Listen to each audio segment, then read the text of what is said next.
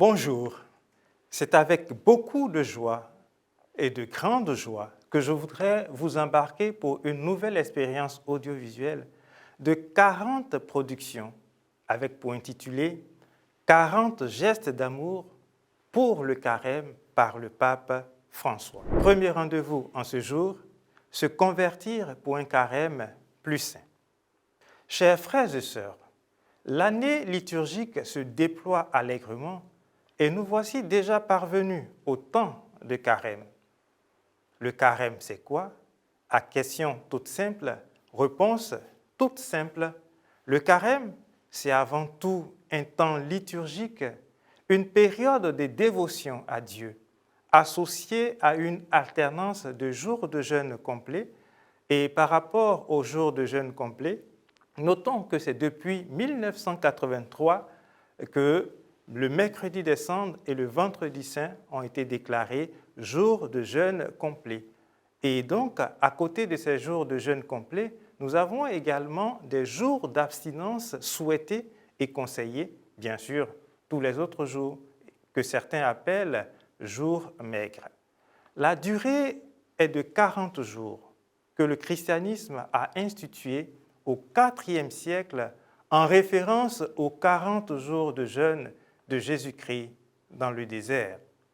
Au cours de cette période de 40 jours, bien entendu, les fidèles catholiques sont invités par leur Église à faire un effort de conversion par une vie un peu plus intense et dense en pratiques pénitentielles basées sur les 3 piliers de ce temps fort que sont la prière, le jeûne et le partage.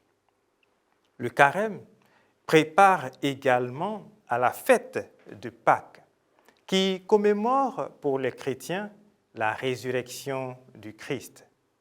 Pendant ce temps de 40 jours, et là je reviens pour préciser, c'est 40 jours hormis les dimanches, sinon on se retrouverait à 46 jours. Donc pendant ce temps de 40 jours, les fidèles sont invités à repenser leur mode de vie et à se recentrer sur Dieu, à se recentrer sur eux et à se recentrer également sur leurs proches. C'est dans ce sens que nous comprenons et partageons avec vous les mots du pape François. Pendant le carême, nous sommes invités à monter sur une haute montagne avec Jésus pour vivre avec le peuple saint de Dieu une expérience d'ascèse particulière. L'ascèse de carême est un effort toujours animé par la grâce pour surmonter nos manques de foi et nos résistances à suivre Jésus sur le chemin de la croix. Pour approfondir notre connaissance du Maître, pour comprendre et accueillir à fond le mystère du salut réalisé dans le don total de soi par amour, il faut se laisser conduire par lui à l'écart et en hauteur, en se détachant des médiocrités et des vanités. Ce sont des mots du pape François.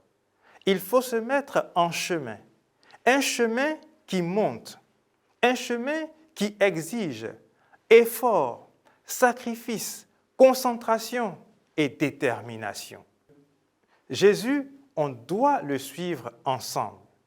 Et c'est ensemble, comme Église pérégrinant dans le temps, que l'on vit l'année liturgique et à l'intérieur de celle-ci, le carême, en marchant avec ceux que le Seigneur a placés à nos côtés comme des compagnons de voyage.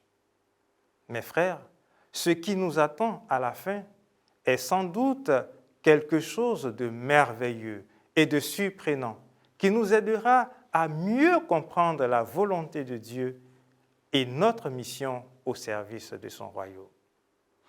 Pour que la transfiguration puisse s'accomplir en nous en cette année, je voudrais vous proposer 2 sentiers à suivre pour monter avec Jésus et parvenir avec lui à destination.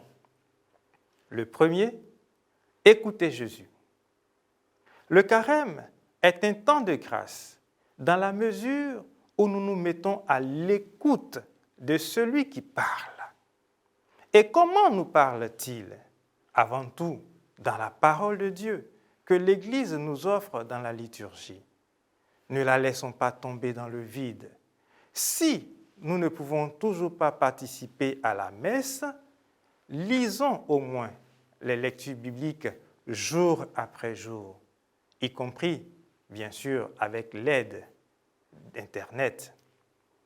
En plus des Écritures, le Seigneur nous parle à travers les frères, surtout par les visages et les histoires de ceux qui ont besoin d'aide. L'écoute du Christ passe aussi à travers l'écoute des frères et des sœurs dans l'Église. Le deuxième sentier, ne pas se réfugier dans une religiosité faite d'événements extraordinaires, d'expériences suggestives, par peur d'affronter la réalité avec ses efforts quotidiens, ses duretés et ses contradictions. En somme, mes frères, mes sœurs, le pape François nous invite à nous convertir pour un carême plus saint. Et voilà la réalité exprimée, se convertir. Déjà, il faut savoir que la conversion, qui est une décision soutenue par une volonté ferme, n'est pas un événement, mais un processus. C'est un cheminement.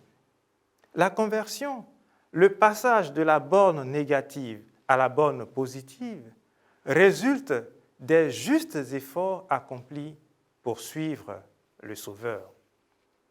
Ces efforts consistent à exercer la foi en Jésus-Christ, à se repentir de ses péchés, à se faire baptiser ou encore à renouveler les grâces baptismales en nous, à recevoir le don du Saint-Esprit ou encore à le laisser mieux travailler en nous et à persévérer avec foi jusqu'à la fin.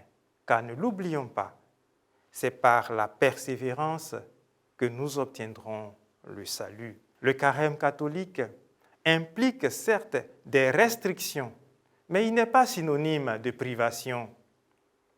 Cet événement permet aux fidèles de se détacher des aspects matériels et de s'interroger sur le sens de leur vie, sur l'importance de l'entraide et de la prière. En effet, en nous privant du nécessaire, nous nous rappelons que Dieu nous est encore plus nécessaire.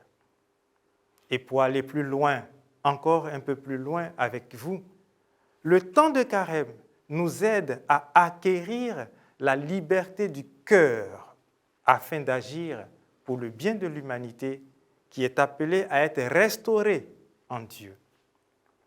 Il est certes normal que nous puissions prendre des engagements de départ en ce début du temps de carême, et nous le faisons toujours.